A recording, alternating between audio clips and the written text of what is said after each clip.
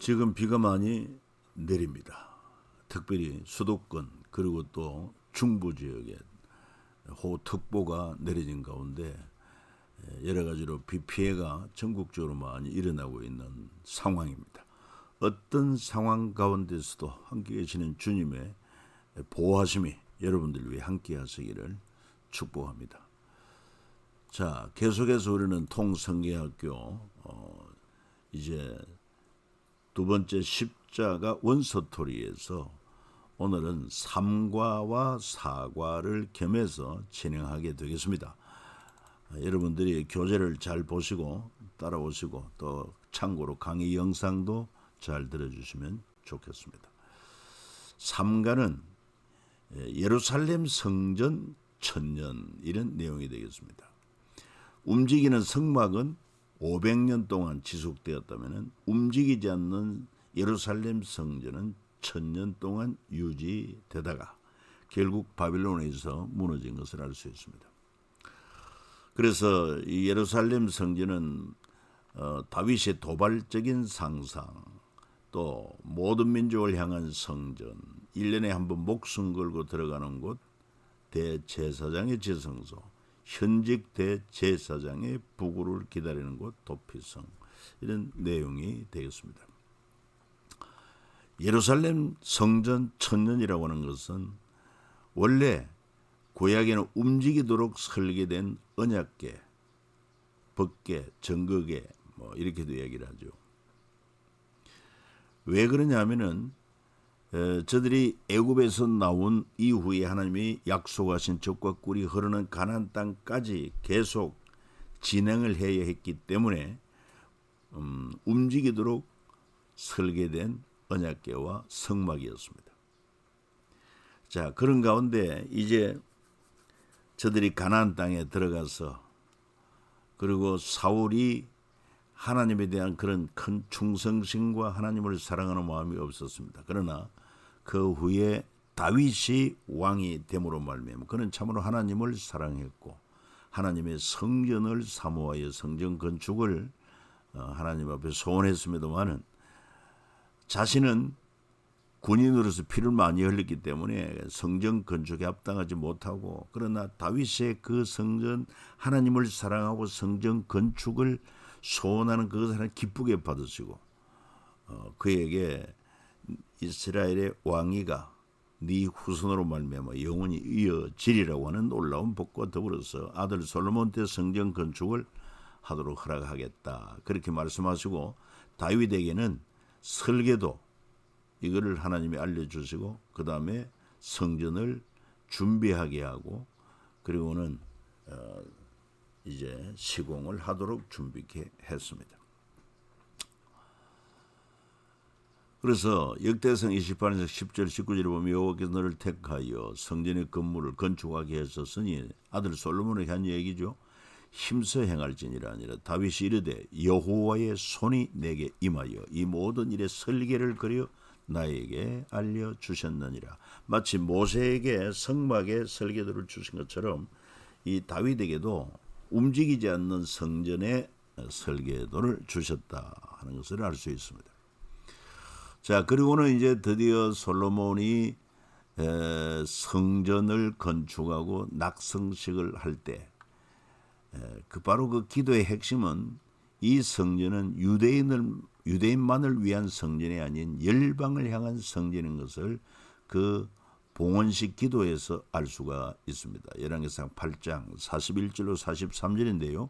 같이 읽어봅니다. 또 주의 백성 이스라엘에 속하지 아니한 자 곧 주의 이름을 위하여 먼 지방에서 온 이방인이라도 그들이 주의 크신 이름과 주의 능한 손과 주의 펴신 팔의 소문을 듣고 와서 이 성전을 향하여 기도하거든 주는 계신 곳 하늘에서 들으시고 이방인이 주께 부르짖는 대로 이루사 땅의 만민이 주의 이름을 알고 주의 백성 이스라엘처럼 경외하게 하시오며 또 내가 건축한 이 성전을 주의 이름으로 일컫는 줄을 알게 하옵소서. 이런 기도를 드렸습니다. 이 솔로몬의 기도에 성령의 역사했을까요? 안 했을까요? 당연히 성령의 감동이 임했습니다. 그러니까 바로 이 성전은 열방을 향한 성전이다. 유대인들만을 위한 것이 아니다. 그러니까 이 성전의 중요한 기능이 뭐라고 그랬습니까? 타락한 죄인과 거룩한 하나님이 만나는 통로. 그 하나님 죄 사함 받고 하나님과 관계 회복하기 위해서는 반드시 죄가 청산돼야 되는데 인간의 죄로 인한 죄값은 사망인데 내가 죽을 수는 하나님께서 우리를 죽게 하지는 않습니다. 그래서 대신 짐승의 생명되는 피를 흘리는 속죄 제사를 통해서 하나님 앞에 죄를 사함받게 한 것이 바로 구약 제사의 모습이죠. 이것은 실상이 아니고 하나의 모형에 불과한 것입니다.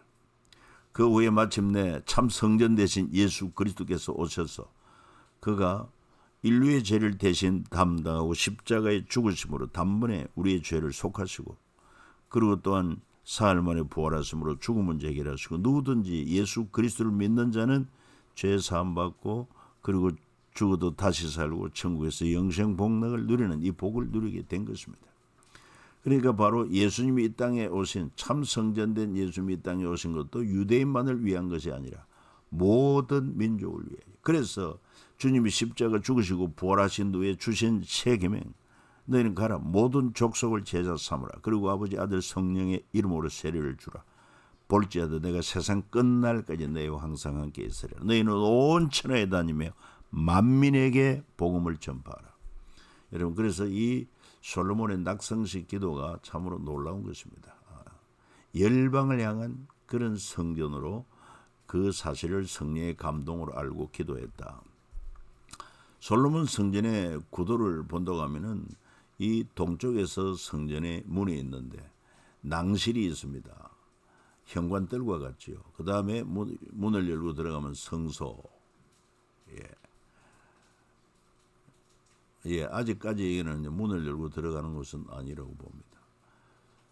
그래서 성소가 있고 양쪽에 등잔대 진설병이 있고 그렇죠. 문을 열고 들어가서 분향단이 있고 그 다음에 또 문을 열고 들어가면 지성소.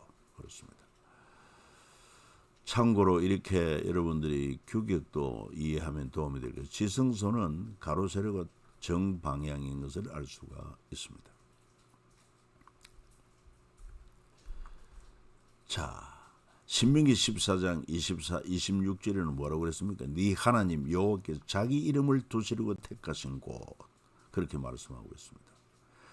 또 네 하나님 여호와께 택하신 곳 성전에 가서 그러니까 이 성전을 하나님이 택하십니다. 아무 곳에나 성전을 건축할 수 없어요. 그래서 우리가 알다시피 솔로몬 이후에 남북이 분열돼 가지고 북이스라엘 세운 여로보암은 그냥 그 북이스라엘 백성들이 예루살렘에 성전에 가지 못하도록 당과 베델에 여러분 송아지 금송아지 우상을 세워놓고 거기 산당을 짓고 예배하게 한 것 아니면 이게 잘못된 것이죠. 그리고 마태복음 21장에 예수께서 성전에 들어가서 성전 안에 매매하는 모든 사람들 내쫓고 돈 바꾸는 사람들 상과 비둘기 파는 사람들 어제를 둘러엎고 그들에게 이르시되 기록된 바 내 집은 기도하는 집이라 일컬음을 받으리라 하였거늘 너희는 강도의 소굴을 만드는 도다. 그러니까 이 참 성전의 그 의미가 상당히 타락하고 세속화되고 말았습니다. 누가 그렇게 했느냐? 바로 성전의 기득권을 가진 사내들인 공회 회원들, 말하자면 대제사장을 비롯한 제사장 그리고 또 장로 사두개인, 바리새인 이분들이 이 성전의 기득권을 가지고 거기에서 나오는 이익을 취하기 위하여 이렇게 성전 안에 무질서하게 만들어서 주님이 책망하셨다. 내 집은 기도하는 집이 되어야 되는데 강도의 소굴을 만들었도다. 오늘도 마찬가지입니다. 이 신약시대에 와서 교회가 또 하나님의 성전 아니겠습니까? 예수 믿는 자들이 모인 공동체이기 때문에 그래서 정말 교회는 교회다워야 하지 이것이 변질되어서는 안 된다고 하는 것도 기억해야 됩니다. 그리고 우리 주님께서 마지막 십자가에 못 박혀 피 흘려 죽으실 때 다 이루었다 이렇게 말씀하셨습니다. 뭘 다 이루었겠습니까? 바로 하나님께서 아들 예수를 통해서 인간의 죄를 해결하는 그 구원의 사건, 구원의 역사를 다 이루었다는 것입니다. 그때 놀랍게도 성전의 휘장이 찢어져서 위에서부터 아래로 쫙 찢어지는 그런 이변이 일어나게 된 것입니다. 이를 통해서 어떤 의미를 말씀하고 있느냐, 십자가에서 율법과 선지자를 완전하게 하셨다, 다 이루셨다는 내용이죠. 내가 율법이나 선지자를 폐하러 온 줄로 생각하지 말라. 폐하러 온 것이 아니요 완전하게 하려 하심이라. 완성한 것입니다. 완전하게. 하나님 나라를 실현한 것입니다. 구약 시대에는 제사장 나라라고 하면은 이제 이 십자가 사건 이후로 하나님 나라가 시작된 거예요. 하나님의 어린 양으로 왕 같은 대제사장으로 주님께서 사역을 감당하십니다. 그래서 우리 주님은 더 이상 교체가 될 수 없는 영원한 대제사장이 된 것입니다. 그리고 대제사장이 더 이상 1년에 한 번씩 휘장한 지성소에 들어갈 이유가 없어집니다. 왜 그렇습니까? 영원한 대제사장이 되기 때문에 그렇습니다. 자, 아울러 구약시대에 보면은 이 성전과 더불어 도피성이 있었던 것을 알고 있습니다. 도피성은 6개가 있었고 42개의 레위인들을 위한 성읍을 주셨는데 총 48개입니다. 이 중에서 아론 자손의 성읍은 13개 성읍과 성읍 사면의 목초지를 주었습니다. 이 도피성 6개는 요단 동편에 도피성을 3개 주었는데 르우벤 지파에게 각과 므낫세 지파에게 이런 도피성을 주었고 요단 서쪽 이게 요단강 서편 그렇죠. 여기에 납달리 지파에게 갈릴리 게데스 에브라임 지파에게 3개 도피성을 주고 유다에게 기라다르바 헤브론 여기에 도피성을 주었다. 이 도피성은 여러분 알다시피 부지 중에 사람을 죽게 했을 때 고의가 아닙니다. 그래서 피해를 입은 그 가족들로부터 보호를 받기 위해서는 도피성에 가면은 누구도 손을 댈 수가 없습니다. 그리고 도피성에 가면은 그 당시 제사장이 대제사장이 죽을 때까지 그 도피성에 머물러야 했던 것을 알 수 있습니다. 자, 그 다음에 사과로 넘어옵니다. 사과. 그래서 예수님이 이제 참 성전 대신 예수님이 이 땅에 오셔서 우리 죄를 대신하여 십자가에 못 박혀 피 흘려 죽으시는 대속의 제물이 되심으로 말미암아 우리 죄를 단번에 영원히 속해 주신 것이고 그리고 사흘 만에 부활하여 죄로 인한 죽음도 해결하고 그리고는 주님께서 부활을 증언하시고 그리고 이제 성천하실 때 지상명령을 주었습니다. 너희는 가서 모든 족속을 제자 삼고 아버지 아들 성령의 이름으로 세례를 주라. 보라 세상 끝날까지 내가 너희와 항상 함께 있으리. 너희는 온천에 다니며 만민에게 복음을 전파하라. 이렇게 말씀을 했습니다. 그래서 이제 예수 그리스도를 믿는 자들이 주님의 성전이 된 것입니다. 참 중요한 사건입니다. 그래서 예수 믿는 자들이 모인 교회가 바로 주님의 몸된 교회라 그렇게 말하지 않습니까? 우리가 여기서 잘 기억해야 될 것은 고린도전서 6장 19절에 보면 그런 말씀이 나옵니다. 너희는 하나님께로부터 받은 바 성령이 함께 하시는 성령의 전인 것을 알지 못하느냐 말씀하고 있습니다. 그러니까 예수 그리스도를 믿는 자에게 바로 보혜사 성령이 임하심으로 말미암아. 보혜사 성령은 누굽니까? 하나님의 영이요, 예수의 영입니다. 곧 하나님이십니다. 그러니까 하나님의 영이 함께하는 우리 몸이야말로 진정한 성전이요, 그 예수 믿는 자들이 함께 모인 공동체야말로 주님의 참몸된 교회다 하는 사실입니다. 얼마나 중요한지 모릅니다. 그래서 우리 이 사과에서는 말이죠, 교재를 잘 읽어보시면 좋겠습니다만은 이런 주제로 되어 있습니다. 솔로몬 성전부터 헤롯 성전까지. 솔로몬이 이제 그 이전에는 여러분 모세 이후로부터 가나안 땅에 들어갈 때까지 500년 움직이는 성막도 그렇고, 그 다음에 이제 다윗의 소원으로 말미암아 아들 솔로몬이 예루살렘 성전을 건축함으로부터 헤롯이 스룹바벨 성전을 개축 정축하는까지 이 기간이 1000년, 움직이는 성막은 500년, 또 예루살렘 성전은 1000년 유지되었는데,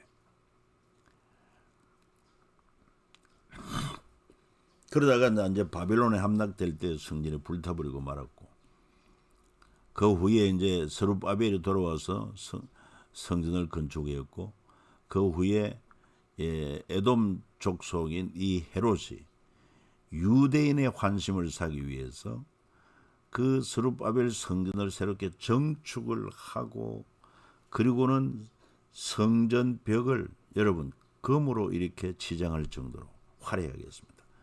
놀라운 것은 헤롯은 여우라고 할 만큼 아주 강교한데 그 성전 내부를 아름답게 하는 데는 관심이 없었어요. 왜냐하면 그는 하나님의 사랑이라든지 뭐 성전의 의미라든지 깊이 모릅니다. 단지 정치적인 관점에서 유대인들이 관심을 사야 자기 정권을 계속 유지할 수 있고, 그래야 로마 제국으로부터 정말 헤롯이 유다를 잘 통치한다, 분봉왕으로 통치를 한다, 인정을 해줄 터이니까. 그래서 유대인들 관심 때문에 스룹바벨 성전을 크게 확장을 하고, 그 다음에 성전 벽에 막 금을 입혀서 화려하게 했던 것입니다. 내부는 관심이 없었어요. 그래서 얼마나 강교한지 모릅니다. 그러다가 결국은 로마 제국 때 그 로마에 의해서 성전이 또 불타버리고 맙니다. 다 무너졌습니다.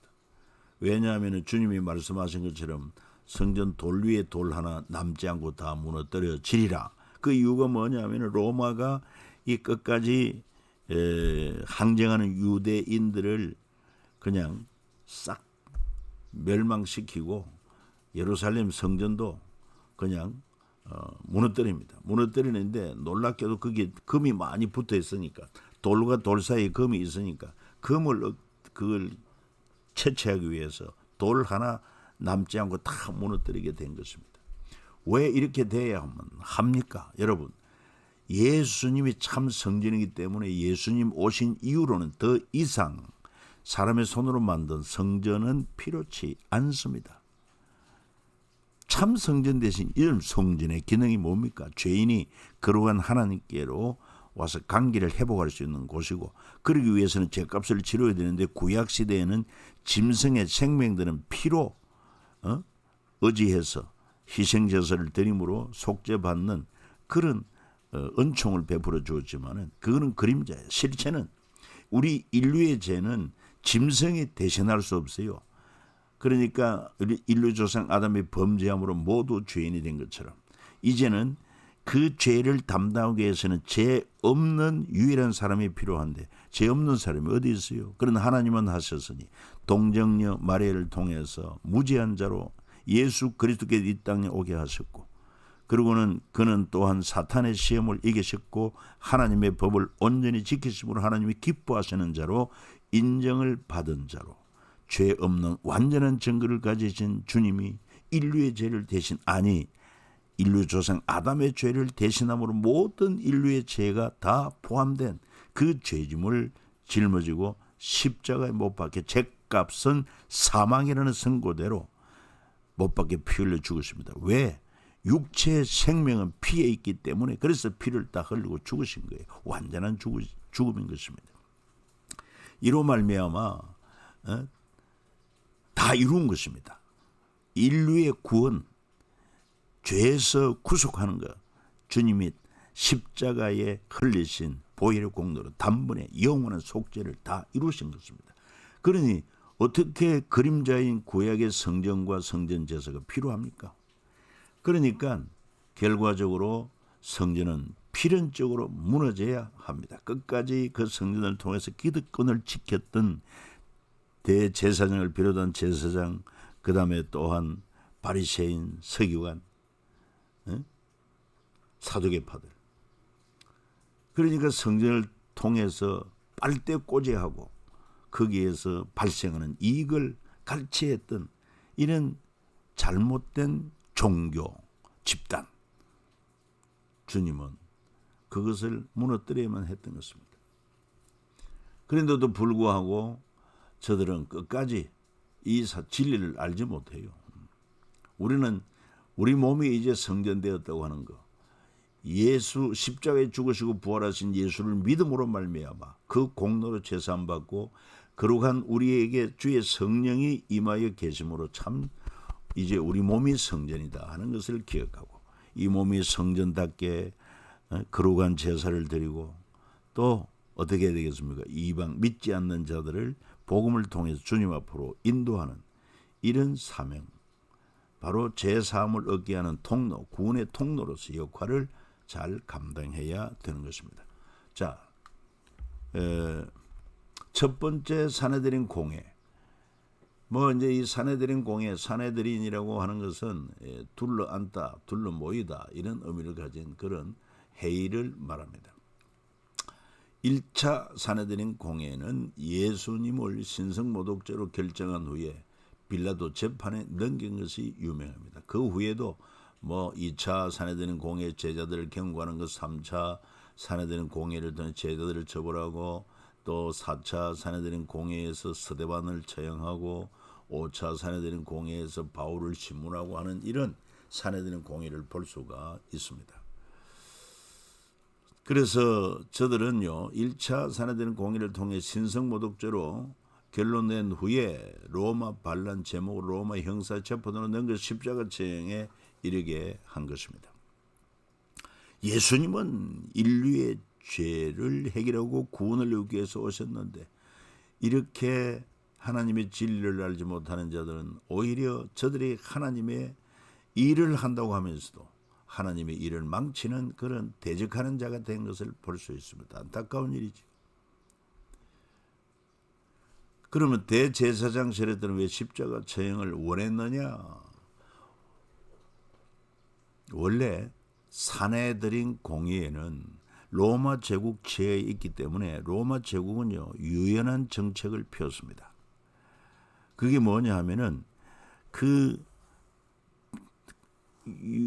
로마가 정복한 그 나라를 다스리는 데 있어서 지역별로 여러분 분봉왕을 임명하여 세워주고, 그 다음에 또 군대, 총독, 전체적인 치안과 그 다음에 또 군대를 지휘하고 하는 이런 일을 총괄하는 총독을 로마에서 파송을 하고, 그리고는 그 외에 이제 그 나라의 특성을 살려서 종교라든지 이걸 자치기구로 인정해주는 그런 제도를 펴은 것입니다. 그래서 유대인들도 사내들인 공의회가 인정을 받고 로마 제국도 그걸 존중해 주었어요. 저들의 종교 문제, 민족 문제 이런 것을 총괄하도록 허락해 준 거죠.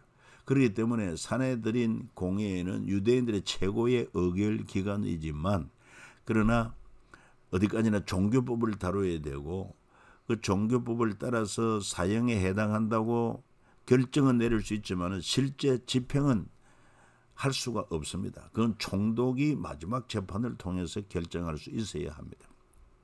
그렇기 때문에 저들이 직접 처형하지 않고, 그리고는 로마 총독에게 사형죄에 해당한다, 이렇게 사내들인 공회가 결정을 내는 것을 알 수 있고, 또 한 가지 중요한 것은 유대 대제사장 세력들은 예수님에 대한 민중들의 지지가 두려워 로마 십자가 체형으로 바꾸었다. 그리고 또 여기는 하나님의 섭리가 있지 않습니까? 나무에 달린 자마다 저주받은 자라. 우리 죄로 인한 인류의 저주를 예수님이 대신 담당하신 것을 알 수 있습니다. 제가 이제 인터넷상에서 사내들인 공예를 검색하다가 그 장소가 바로 이 성전과 연결된 이 부분에 이런 구조로 사내들인 공예원 70명 또는 71명 이렇게 조직된 그리고 장소를 묘사한 그림인 것을 알 수 있습니다. 물론 뭐 장소야 여기가 당연히 이 공예 장소에서 모여야 되는데 가야바 집에서 모인 것도 있고 뭐 모임 장소는 좀 옮겨질 수 있습니다만 공적인 사내들인 공예 장소는 이렇게 성전과 연접된 곳에 이렇게 장소를 마련했다 하는 것도 알 수 있습니다. 자, 이제 그래서 예수님이 결국은 빌라도 총독에게 넘겨졌고 빌라도는 예수님이 무죄함을 알았지만 그 또한 정치적인 그런 목적 때문에 예수님을 십자가에 처형하도록 허락하지 않습니까? 그래서 우리 예수님은 십자가에 못 박혀 돌아가시지만 대제사장으로서 예수의 십자가는 하늘 지성소에 들어가신 것이다. 자, 보세요. 제사장 나라로 시작된 대제사장과 예루살렘 성전 지성소라면 하나님 나라로 시작된 왕같은 대제사장 예수님의 십자가는 하늘 지성소가 되었다. 여기에 대한 여러 가지 성경 구절을 참고하면은 로마서 5장 19절 한 사람이 순종하심으로 많은 사람이 의인되게 하는 그런 역사. 사람의 모양으로 나타나 자기를 낮춰 죽기까지 복종하셨으니 십자가에 죽으심이라. 여러분, 여기서 놀라운 것은요. 한 사람 아담이 범죄함으로 모든 사람이 죄인 된 것처럼 한 사람 의인된 예수님이 순종하여 죽으심으로 그를 믿는 모든 사람들이 의인이 되는 거예요. 죄 사함 받는 거예요. 이것이 바로 은혜가 왕노릇 한다는 것입니다.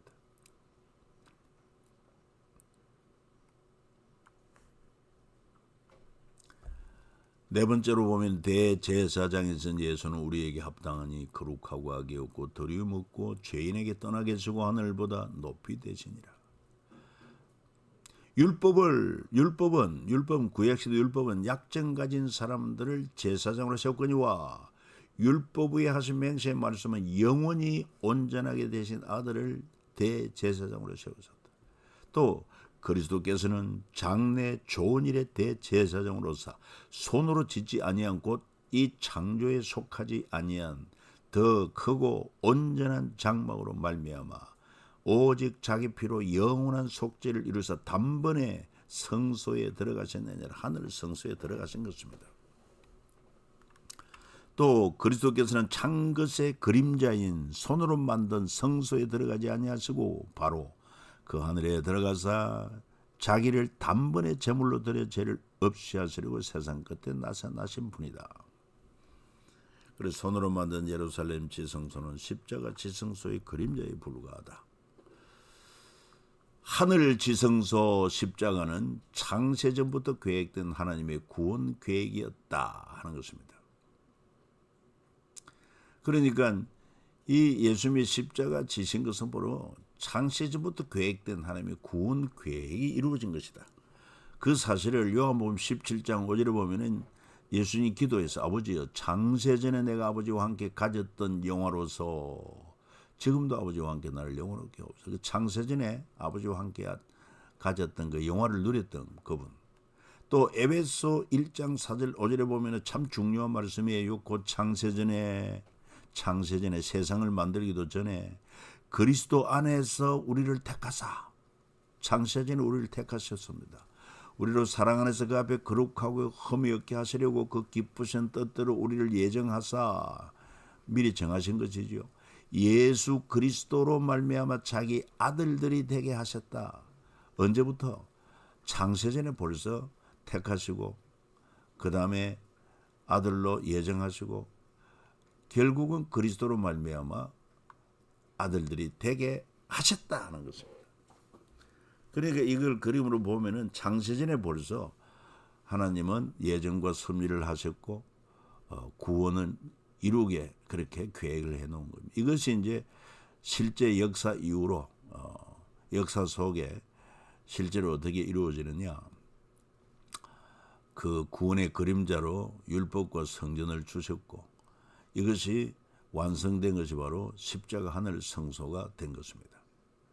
그래서 하나님의 구원 계획이 십자가를 통해 하늘 지성소에 예수 그리스도께서 대제사장으로 들어가심으로 여러분 구원의 완성이 된 것입니다.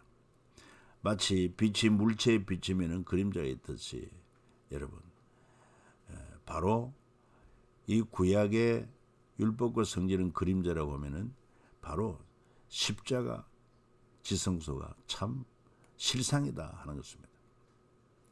그래서 히브리 10장 1절에 이렇게 말합니다. 율법은 장차 올 좋은 일의 그림자일 뿐이요 참 형상이 아니므로 해마다 늘 드림과 같은 제사로 나오는 자들을 언제나 온전할 수 없습니다. 온전케 할 수 없어요. 구약의 짐승의 피로 희생 제사 드리는 것은 언제나 온전케 할 수 없어요. 왜? 장차 올 좋은 일의 그림자인 것입니다. 그러면 실상은 뭡니까? 하나님이 예비한 어린 양 같은 예수 그리스도, 흠도 점도 없는 죄 없는 완전한 그 예수 그리스도만이 우리의 죄를 대속할 수 있는 희생 제물이요. 그러기 위해서는 그 대속 제물 되는 피는 흠도 점도 없는 완전한 무죄한 자의 피가 되어야 되는데 예수 그리스도 외에는 그런 자가 없어요. 그래서 다른 이로서는 구원을 얻을 수 없나니 천하 인간 중에 구원을 얻을 다른 이름을 주시지 않았습니다. 할렐루야. 손으로 짓지 아니한 성소의 십자가다. 여호와 이름을 두시로 택한 예루살렘, 그곳에 성전을 건축하고 바벨론에서 무너졌다가 그리고 이제 페르시아 고레스 칙령에 의해서 스룹바벨이 다시 예루살렘으로 돌아와서 스룹바벨 성전을 재건하고 그리고 제사 성소 교육을 되도록 행했지만 그러나 헤롯 때 와가지고 이 스룹바벨 성전을 크고 화려하게 만들었지만 그거는 그냥 형식에 불과한 것입니다. 그래서 예수님이 이 땅에 오심으로 더 이상 사람의 손으로 만든 성소는 필요가 없어요. 왜냐하면 예수님이 참 성전 되신 분이기 때문에. 그래서 그분이 참 성전일 뿐만 아니라 우리 죄를 대속할 수 있는 그 희생 제사, 지생 제물이 됐습니다. 더 이상 짐승의 피가 아닌 흠도 점도 없는 예수 그리스도의 십자가 보혈을 십자가에 흘리심으로 하늘 지성소에 들어가신 것이고, 그래서 창세전 예정하신 하나님의 구원 계획이 다 이루어졌고 오늘날 이 예수를 누구든지 복음 듣고 예수를 믿음으로 말미암아 구원을 받은 우리들이 여러분 이제는 하나님의 성령을 모신 성전으로 참 성전이 되셨다. 그래서 성전으로서 우리 역할은 우리 몸을 거룩한 제사를 드릴, 우리 몸으로 하나님 앞에 거룩한 제사를 드릴 영적 예배를 드려야 되고 우리 삶이 곧 예배와 같이 하나님을 모시고 하나님과 동거하고 동행하고 동력하는 삶이 이게 바로 참 진정한 신앙생활이에요.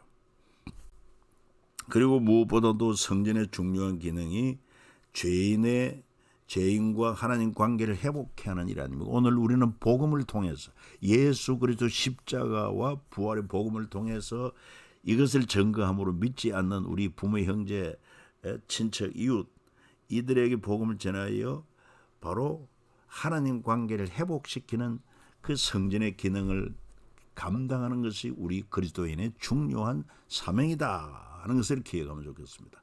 여러분 수고하셨습니다. 다음 주 화요일에 뵙겠습니다.